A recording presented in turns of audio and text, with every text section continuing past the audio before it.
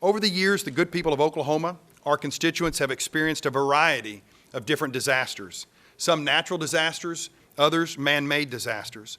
But regardless of the cause, in those times, Oklahomans experienced a great deal of pain and suffering. We are gathered here this morning as the House Democratic Caucus because we are once again on the verge of another disaster in the state of Oklahoma, one that will likewise cause the citizens of this great state, in particular the most vulnerable citizens, our children, our seniors, and those with mental and physical disabilities, an enormous amount of suffering. But unlike previous disasters, this disaster has an entirely different origin. The disaster we face in Oklahoma today can only be characterized as that of a leadership disaster. You see, their failed political philosophy, which turns on the premise that Oklahoma can somehow cut its way to prosperity or borrow its way out of debt, has given us $1 billion in tax cuts for the wealthiest of Oklahomans, $2 billion in tax credits and exemptions to the most well-connected Oklahomans, and the lowest gross production taxes of any major oil-producing state in the nation to the most powerful Oklahomans. Because of their fiscally irresponsible decisions, a few years ago our neighbors were paying over $3.50 a gallon for a gallon of gas. And when the price of oil was over $100 a barrel, this legislature and this governor cut funding for vulnerable people like Oklahoma's public school children, our disabled military veterans, and senior citizens in nursing homes. At a time in which our economy was booming and our neighboring states were investing in their state's future, we were underfunding ours. The sad reality is that many of those cuts and the cuts we face today with a $1.3 billion shortfall could have been avoided. Our caucus realized that and led the way in opposition to the decisions that brought us here. We opposed cutting millions of dollars of taxes in January. We opposed many of the tax credits and exemptions, and we opposed the gross production tax giveaway. Those were not easy decisions. Standing up to powerful special interests is difficult. But our caucus knew that leadership, at times, requires making difficult decisions in the face of overwhelming opposition. Over the last 6 years, we have led on those issues. Unfortunately, those in charge have bowed to the special interests and mortgaged Oklahoma's future for short-term political gain. And now, we are all paying the price. If we are ever going to turn this state around and begin to invest in Oklahoma the way our citizens deserve and demand, it will take real leadership from those in the majority party to admit the mistakes that they have made and to commit themselves to repairing the damage their decisions have caused. However, my caucus members and I have paid close attention to the actions and behaviors of our colleagues these past few years. And it's because of our observations that we stand before you today. You see, we don't believe our friends are willing to admit fault and change course, even in the face of the worst budget our citizens have seen in a generation and maybe even in state history. Therefore, we have resorted to what many leaders in Oklahoma's history have done when faced with a disaster. We have prepared a disaster declaration that clearly details the perilous situation our state is in. I've got several members of my caucus that I've asked to read a portion of our disaster declaration that we will be filing with the Oklahoma House of Representatives this afternoon. In particular, I've asked them to read portions of the declaration that are important to them and their constituents. Whereas the public education system of Oklahoma is now responsible for educating over 692,670 students and has been cut greater than any other school system in the nation, resulting in 22.8% less funding per student than in 2009. Our schools have lost $58 million since January and over $400 million since 2008. Oklahoma now faces a teacher shortage of nearly 2,000 trained professionals. Class sizes at all grade levels are increasing to as much as 36 students. Summer enrichment programs and STEM programs have been cut in every district. Fine arts, music, and athletic funding has been cut so deeply that many children are no longer able to participate despite their talent. Administrative staff that ensure school compliance with state data and testing mandates have been furloughed and laid off. Transportation routes have been cut, leaving many children without safe, reliable transportation to and from school, ultimately leading to more absenteeism and learning days lost at a time when the state dropout rates are higher and graduation rates are lower than in 2008. Schools can no longer afford qualified substitutes. Schools like D.D. Kirkland Elementary in Putnam City are to be closed and or restructured. Gage Public Schools have been annexed due to lack of financial resources. Oklahoma City Public Schools have eliminated 208 teaching positions and 92 administrative positions. Bixby Public Schools have shortened their school year by a week. Oklahoma Public Schools and many other districts have moved to 4-day school week, costing the students 10 instructional days. Mid-Dale Public Schools have lost over $3 million in budgeted funds for this school year and are eliminating elementary athletics, gifted education summer enrichment, and electives. Schools across the state no longer have basic supplies like paper and pencils.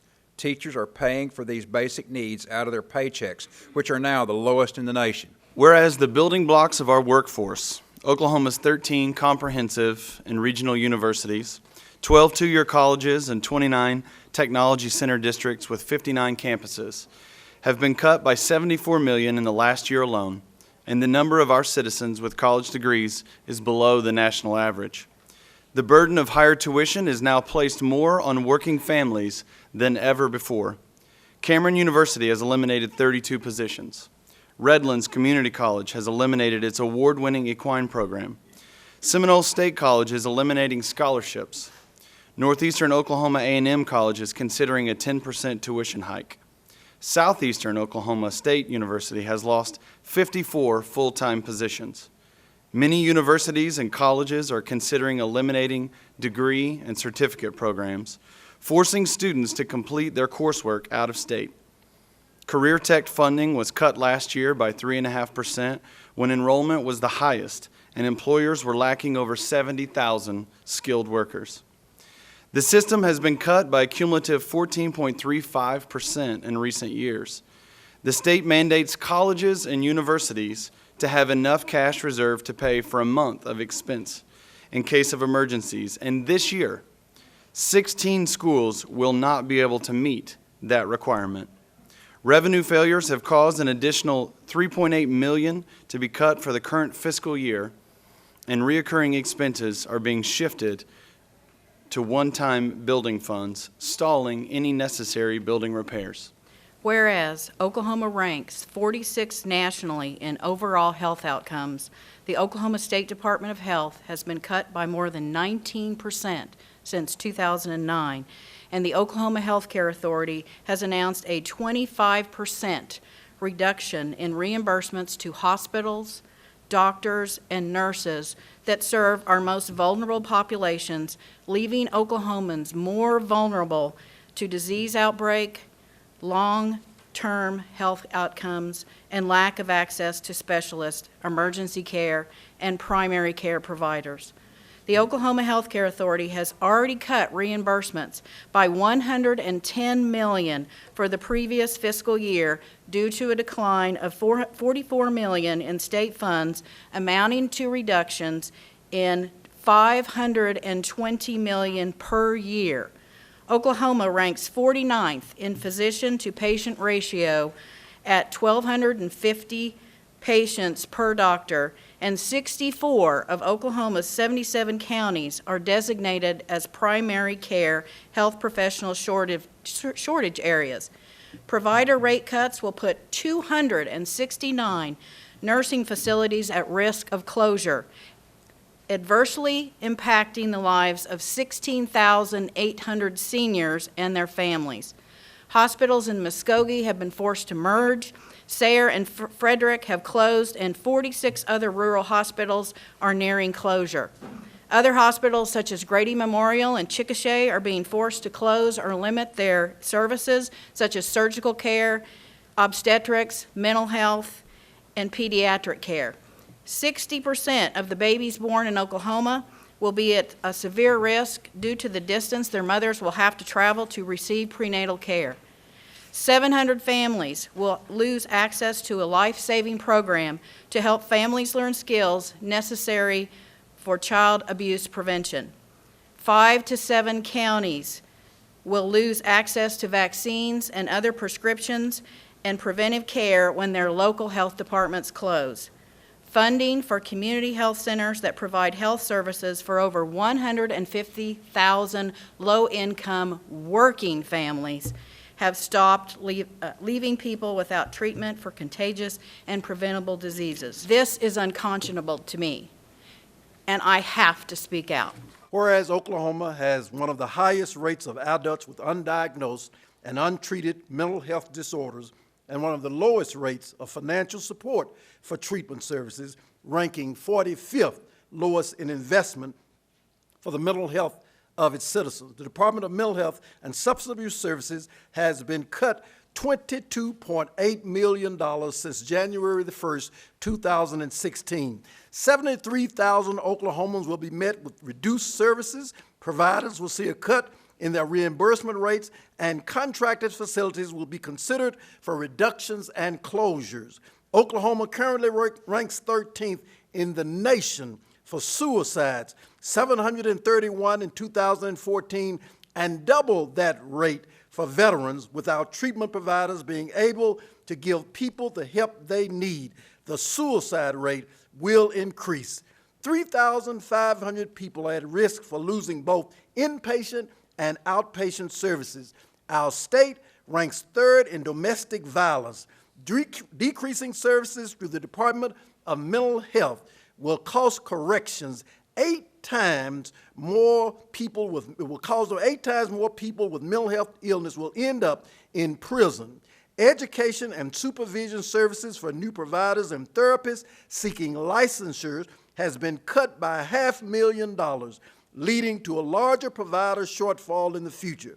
Court-ordered services have experienced a shortage of providers, leaving people in the legal system longer as they wait to complete requirements. Diversionary programs are dependent on mental health providers and will not be able to take new clients. Expansions of drug courts, where I work every week, that stand to save the state thousands of dollars and prevent increasing the use of incarceration to those with mental health illness, has been put on hold. 16 counties will not be able to carry through with plans to utilize drug courts in the next year. Whereas nearly 14 out of 1,000 children in the state is in agency custody for reasons of abuse and neglect due to the lack of resources for families and caregivers. The Oklahoma Department of Human Services works in conjunction with the Health Care Authority, Health Department, Office of Disability Concerns, Department of Rehabilitative Services, and the Department of Mental Health. The cuts to those agencies, along with $25 million cut to the Human Services Department since January 1st of 2016. Will have detrimental effects on Oklahoma's children and families, elderly, blind, and disabled. The department has already absorbed $45 million due to the budget shortfalls in the past year. Benefits to assist the aged, blind, and disabled that provide minimal help to pay for in-home services, food, and utilities have been delayed despite their pressing needs for immediate assistance.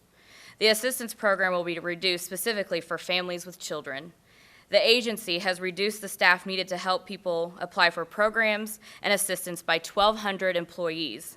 Over 7,000 people with developmental disabilities waiting for in-home assistance, therapy, and job training will have to wait longer, while 1,500 children and families in need have already waited over 5 years.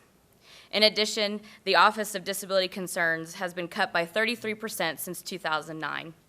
130,000 people will receive less assistance for utility bills, child care centers will not be inspected as often, rising number of applications for emergency food assistance will require the limited workforce to work even longer hours.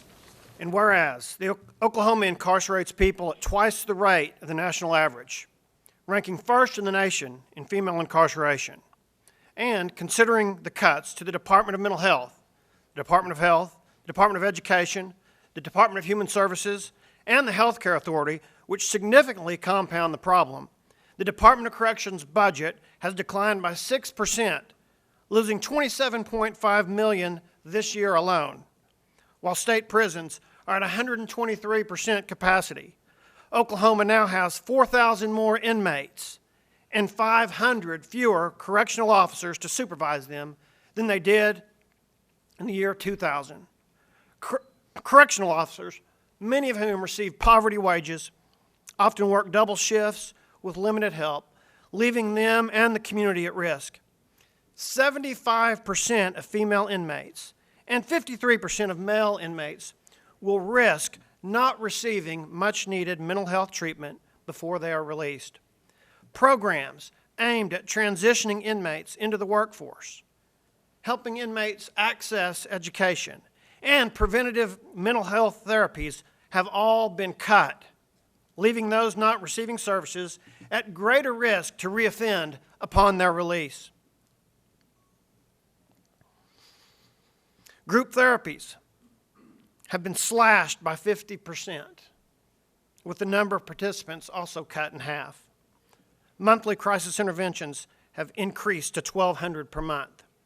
The Office of Juvenile Affairs, an agency that should have the tools to prevent at-risk youth from becoming future inmates, has lost 12% of their revenue since 2009. The state's only female juvenile detention center has closed. 2 state-funded alternatives to juvenile detention, homebound and attendant care, have been fully eliminated. Reduced services for juvenile offenders lead to increased costs to corrections. Whereas public safety is one of the top priorities of our state, protecting our citizens and enforcing our laws, Oklahoma crime rates are higher than the national average in per capita violent crimes, ranking 5 nationally in deaths due to fires and 11th in highway deaths due to traffic accidents. The Oklahoma Department of Public Safety, State Fire Marshal's Office, and the Oklahoma Bureau of Investigation have all seen steep budget reductions since 2009, greatly limiting the services they are able to provide to Oklahoma citizens. The Fire Marshal's Office alone has weathered cuts more than 25% in the last 7 years. The Department of Public Safety will not be able to hire staff to keep up with the demand of driver's license services and compliance, and the department will not be offering patrol schools to train new troopers in 2017. Oklahoma has the lowest number of troopers assisting Oklahoma today than in the previous 2 decades, despite the increase of need. Whereas the state has made significant progress over the past 8 years to restore some of the nation's most structurally neglected bridges and highways. $60 million in budget cuts to the Department of Transportation, on top of the $60 million cut last year to county roads and bridges, will completely undo our investment and put the safety of every Oklahoman at risk. Funds for long-term projects have already been decreased by $30 million since January 1st of this year, at a time when funding increases are needed just to maintain the highways in their current conditions. Reductions will leave less in the budget and a smaller workforce to respond to road hazards and weather emergencies this winter. Deferral of routine maintenance of roads and bridges translates into more severe and more costly surface damage and pothole repair. Poorly maintained roads and bridges cost Oklahoma drivers $4.9 billion a year in vehicle maintenance, crashes, and delays.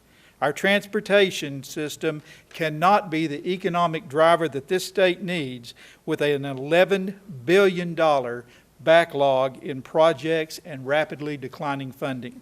Whereas Oklahoma's economy depends on its natural environment, protected, maintained, and administered through the Department of Environmental Quality, the Department of Agriculture, the Water Resources Board, and the Department of Tourism, among others.